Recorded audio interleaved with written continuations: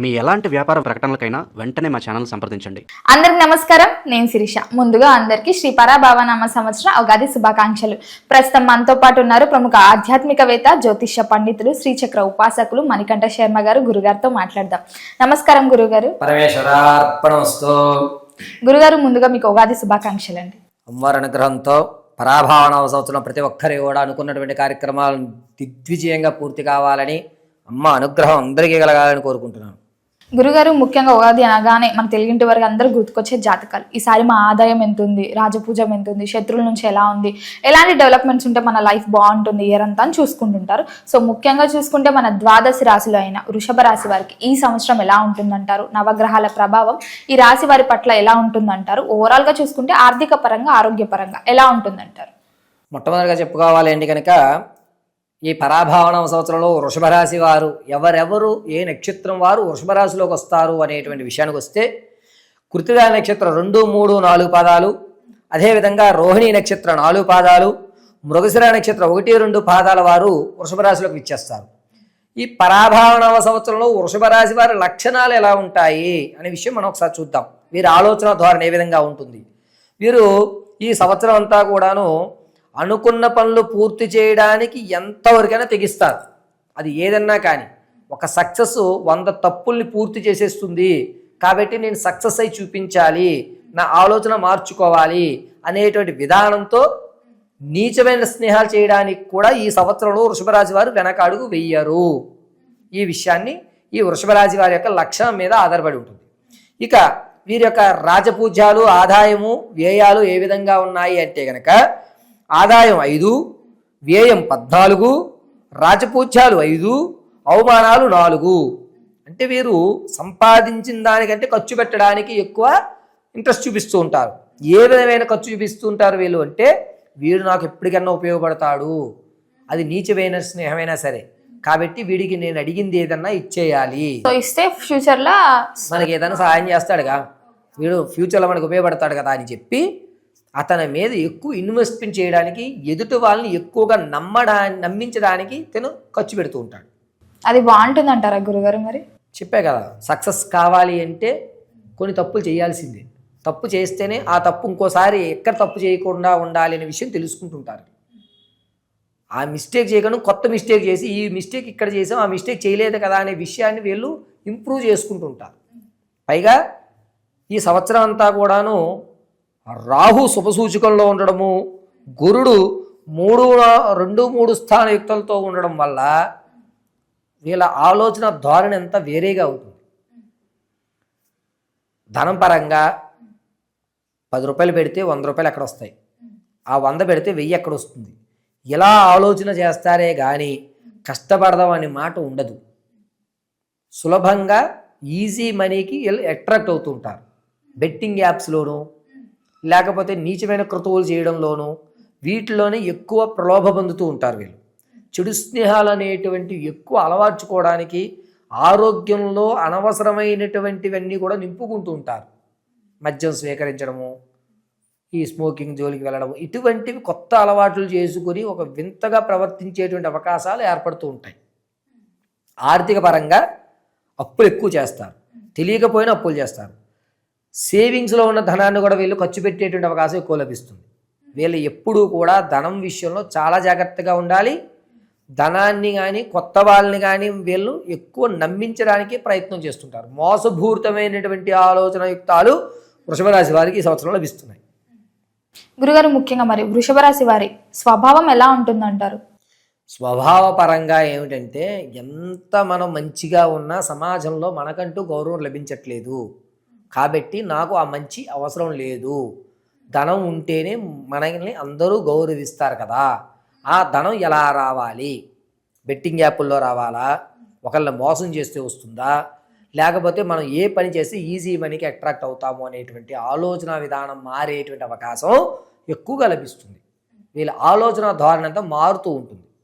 ముఖ్యంగా మరి విద్యార్థులకు ఎలా ఉంటుందంటే, విద్యార్థులు కాస్త మెరుగుపడేటువంటి అవకాశం, చదవనివాడు కూడా చదవడం, నేను ఇలాగే ప్రవర్తించుకుంటే నా జీవితం బాగుపడుతుందనే విషయం తెలుసుకోవడం, కొంచెం స్నేహితుల్ని దూరం పెట్టడము, కాన్సన్ట్రేషన్ అంతా కూడా చదువు మీద ఇతర రంగాల్లో తన ఫోకస్ పెట్టడం జరుగుతుంది. స్పోర్ట్స్లో కానీ, కొత్త విద్య నేర్చుకోవడంలో కానీ, దానిలో శ్రమ ఎక్కువగా పడడం కానీ అనేటువంటి ఆలోచన ధోరణితో విద్యార్థులు ఉంటారు. ఎవరైతే విద్యార్థులు విదేశాలకు వెళ్ళాలి, అక్కడ చదువుకోవడానికైనా సెటిల్ అవ్వడానికి అనుకుంటుంటారు కదా, మరి ఈ వృషభ రాశి వారికి ఆ యోగం ఉందంటారా, విదేశీ యోగం ఉందంటారా? పరాభావన సంవత్సరంలో వృషభ రాశి వారు వచ్చేటువంటి జూన్ 10వ తారీఖు తర్వాత నుంచి ప్రారంభం చేసుకోండి. మంచి అవకాశం, వెళ్ళే అవకాశాలు కూడా కనబడుతున్నాయి.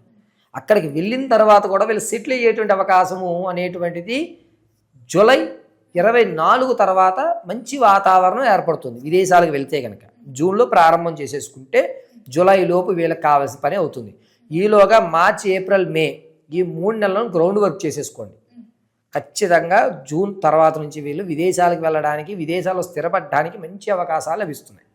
నిరుద్యోగుల పరిస్థితి ఏంటంటారు? మరి గవర్నమెంట్ ఉద్యోగం వస్తుంది అనేటువంటి ఆలోచనలో అయితే మాత్రం ఉన్న వాళ్ళు వచ్చేటువంటి అక్టోబర్ వరకు వెయిట్ చేయండి.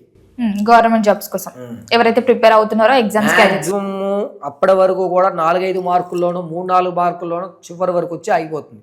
ఒకవేళ మీరు సెలెక్ట్ అయినా దాన్ని హోల్డ్లో పెడతారు. మీకు అక్టోబర్ తర్వాతనే గవర్నమెంట్ ఉద్యోగం వచ్చేటువంటి అవకాశం 98% కనబడుతుంది. ఈలోగా ప్రైవేట్ రంగంలో మీరు అనుకున్నటువంటి క్యాడర్ వచ్చేటువంటి అవకాశం అయితే మాత్రం ఆగస్టులోపు వస్తుంది. జూన్, జూలై, ఆగస్టు ఈ 3 నెలలు కూడా నిరుద్యోగులకు కానీ, ఉద్యోగంలో ఉన్న వాళ్ళకి ప్రమోషన్లు కానీ ఈ 3 నెలలు కీలకమైనటువంటి మంత్లుగా మనం చెప్పొచ్చు. గురుగారు, ముఖ్యంగా అన్ని రంగాలవన్నీ అనలైజ్ చేస్తే వృషభ రాశిలో మరి ప్రథమార్థం బాగుంటుందంటారా, ద్వితీయార్థం బాగుంటుందంట? రంగాన్ని బట్టి ఆలోచన మారుతుంది కాబట్టి ఓవరాల్గా మనం చూసుకోవాలి అనుకుంటే కనుక ప్రథమాంకమే కాస్త ఊరట కలిగించేటువంటి అవకాశం ద్వితీయాంకం కంటే. ఏది చేసుకున్నా ప్రథమార్థంలో చేసుకుంటే సెకండ్ హాఫ్ లో బాగుంటుంది. ఓకే, ముఖ్యంగా మరి వివాహ యోగం ఉందంటారా ఈ రాశి వారికి? వివాహాల కోసం ఎవరైతే ప్రయత్నాలు చేస్తున్నారో వారికి వచ్చేటువంటి మార్చి 28వ తారీఖు నుంచి కూడా గురుడు బలయుక్తంలోకి వస్తున్నాడు. కాబట్టి మంచి సంబంధాలు, అనుకూలమైన వాతావరణాలు ఏర్పడుతున్నాయి. ఈ వృషభ రాశి వారు తూర్పు, ఉత్తర దిశగా ఉన్నటువంటి సంబంధాలకు ప్రాధాన్యత ఇవ్వగలిగితే మంచి అవకాశం లభిస్తుంది. సంతాన యోగం ఉందంటారా? సంతానాల కొరకు ఎవరైతే ప్రయత్నం చేస్తున్నారో వారు మాత్రం నవంబర్ వరకు ఆగడం చాలా మంచిదండి. నవంబర్ వరకు అంత యోగదాయకంగా లేదు. ఒకవేళ శిశువులు జనించినా కూడా మిమ్మల్ని ఇబ్బంది పెట్టేటువంటి జనయుక్తాలు ఎక్కువ లభిస్తున్నాయి. అంటే నవంబర్ వరకు ఆగాల్సిందే. నవంబర్ వరకు అయితే మనకి అనుకూలమైన వాతావరణం ఏర్పడుతుంది. ఓవరాల్ గా చూసుకుంటే మరి కుటుంబ వాతావరణం ఎలా ఉంటుందంటారు? కుటుంబంలో కలహాలు అనేటువంటి పెరుగుతున్నాయి. వృషభ రాశి వారికి ఏంటంటే వీళ్ళ ప్రవర్తన వల్ల ఇంట్లో వాళ్ళకి నచ్చకపోవడం, కొన్ని రోజులు అంటే మ్యాక్సిమం ఒక 2 నెలలు లేకపోతే నెల 15 రోజులు ఇంట్లోంచి బయటికి వెళ్ళిపోవడం, ఇంట్లో ఒక ప్రశాంత వాతావరణాన్ని వీళ్ళు కలుషితం చేయడం అనేటువంటిది ఎక్కువ ఏర్పడుతుంది. పైగా రావయ్య అన్నా కూడా ఫంక్షన్కి వెళ్ళకపోవడం, నాకేదో అవమానం జరిగింది అనేటువంటి ఇన్నర్ ఫీలింగ్స్ తోటి ఎక్కువ ఉండడం అనేది జరుగుతుంది. కాబట్టి కుటుంబ వాతావరణంలో వృషభరాశి వారికి కాస్తంత ఇబ్బందిదాయకంగా ఉందని చెప్పచ్చు. ఓవరాల్గా పరాభవన సంవత్సరం అంతా కూడా తల్లిదండ్రులు పిల్లల పట్ల ఎలాంటి జాగ్రత్తలు తీసుకోవచ్చు అంటారు ఈ సంవత్సరంలో? వృషభరాశి వారు తల్లిదండ్రులు పిల్లల్ని వీలైనంత వరకు కూడా కుదిరితే ఏవన్నా పుణ్యక్షేత్రాల్లో నిద్ర చేయడానికి 88% వీరు ఏదన్నా వెంకటేశ్వర స్వామి ఆరాధన కానీ, లక్ష్మీనరసింహ స్వామి పుణ్యక్షేత్రాలకు కానీ దర్శనం చేయించడం చాలా మంచిది. కుదిరితే కనుక అహోబిలం లేదా యాదగిరి గుట్ట దర్శనాలను ఎక్కువసార్లు చేయించడం ఉండటం వల్ల పిల్లల యొక్క ఆలోచన చెడు వైపుకి వెళ్లకుండా నిలబడుతుంది. గృహయోగం ఉందంటారా? స్థలాలు కానీ గృహాలు కానీ కొనుక్కునేటువంటి అవకాశం అయితే కనుక ఈ వచ్చేటువంటి ఏప్రిల్ 4వ తారీఖు నుంచి అద్భుతంగా కలిసి వస్తుంది. ఏం పెట్టుబడి పెట్టినా ఇబ్బందులు ఏమి లేవు, చక్కగా పెట్టుబడి పెట్టుకోవచ్చు. అది కలిసి వచ్చేటువంటి అవకాశం లభిస్తుంది. వృషభ రాశి వారికి ఏ ఉద్యోగం అయినా సరే, కొత్తగా వ్యాపారాలు స్టార్ట్ చేద్దాం అనుకున్నా సరే, వీరికి ఏ వ్యాపారం బాగుంటుంది అంటారు ఈ ఇయర్లో? వృషభ రాశిలో ఉన్నటువంటి వారు వ్యాపారాలు చేయాలి అనేటువంటి ఆలోచన ఉంటే ప్రథమాంకంలో చేసుకోండి.